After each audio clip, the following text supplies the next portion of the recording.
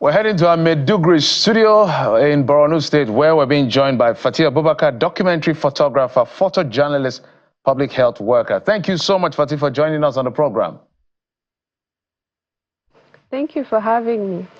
It's interesting to see. Whenever we see women doing these things, we're always excited. So maybe you give us an insight into what you do with documentary photography. So my name is Fati Abubakar. I'm a photojournalist and a documentary photographer based in Maiduguri, Borno State.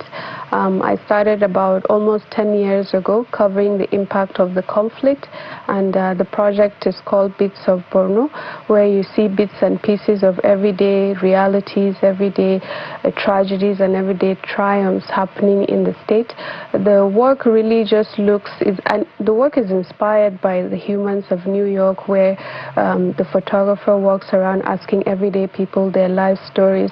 So I always felt like mainstream media generally focus on Africa in a very, very colonial lens, where you just look at conflict one-sided, but we don't really look at the resilience. So my work focused really on life amidst the conflict. I look at the psychological impact, I look at the impact on the infrastructure, impact on the land. So the work has covered a lot of different sectors, and I've been posting about it for almost 10 years on social media.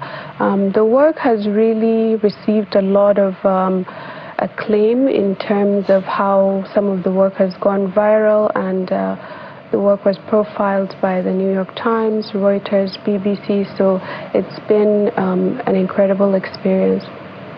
It's brilliant just seeing your work. I wish we could just take a moment to absorb this. I'm tempted to say beauty, but some definitely will not see beauty in this, but I know why I say beauty, because it takes someone with attention to detail, someone who is passionate to be able to capture these images. But your history or your trajectory is quite interesting, right? I studied your master's degree in public health and health promotion, and then you returned to Nigeria and said, I want to focus on the health of photography, right? So how did that come about? How did your people respond to that, basically? Because I imagine it must have been a shocker. Yeah, and I actually went to University of Maiduguri. I studied nursing, so I spent a lot of time in medical college. Exactly. And I think that we were sent once for community health nursing in the villages, and we were all as students expected to write a report.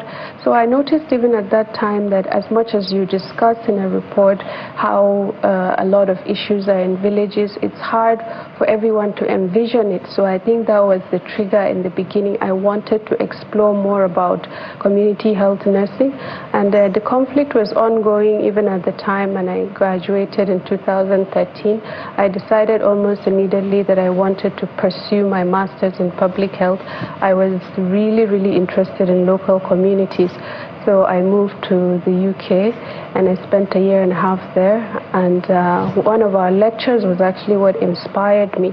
We had a class on using media for health, and I instantly became fascinated by how you can use media generally, like infomercials, commercials, documentaries, to talk about issues within local communities.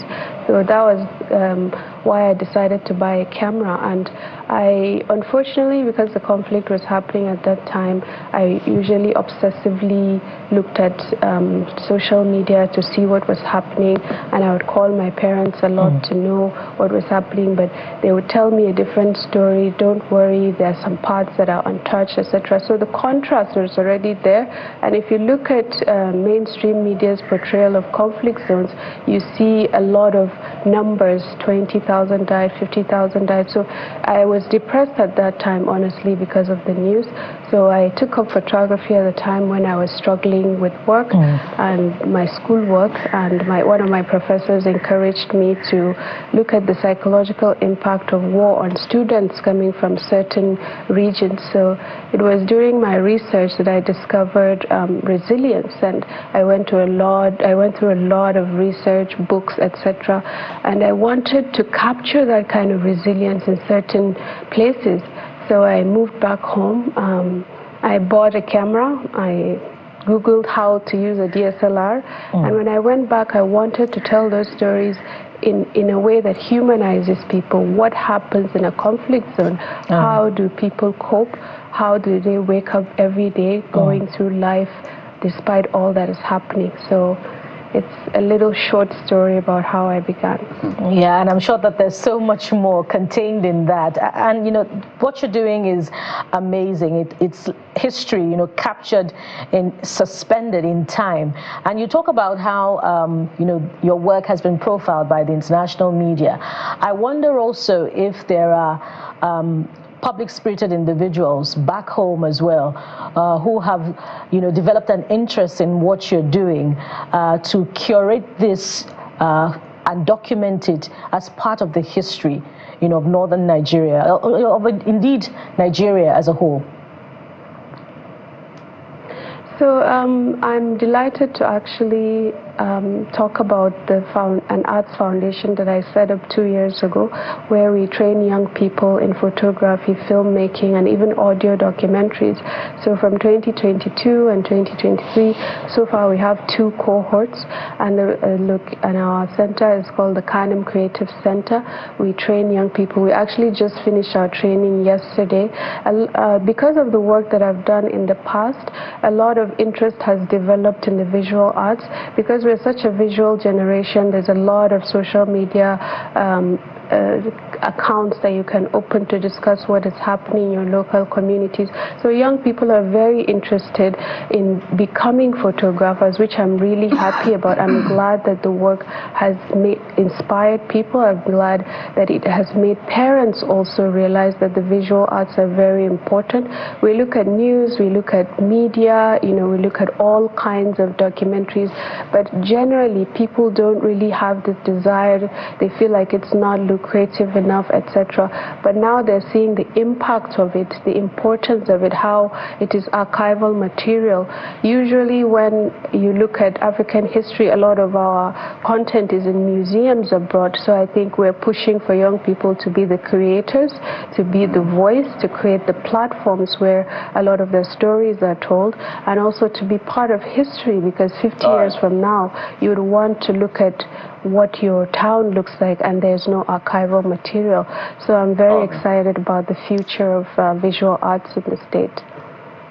Fati Abubakar, well, thank you for your service. What you do is brilliant, but there's not really that much glamour because of the images you show in terms of the apocalypse of the continent and the country. It takes a lot of courage. If we had time, I would have asked you about how you manage in terms of mental health. I know you touched on that for a moment, but we must commend you for taking this path in serving the country and the continent. Fati Abubakar, documentary photographer, photojournalist, and public health worker. Thank you. Thank you very much for having me. It's an honor. Oh, that's it on the program. Thank you so much for your time and your company. I'm Jeffrey Uzoma. Bye-bye. Well, what a week it's been, and it's only just evolving. We'll be back next week with another round of wonderful editions. Thank you for watching. I am Bukola Koka. Well, what are you doing to make life better for other people? Something to chew on. But don't forget that Sunrise Daily is next, so stay with Channels Television. I'm Kayode Kikili. Goodbye.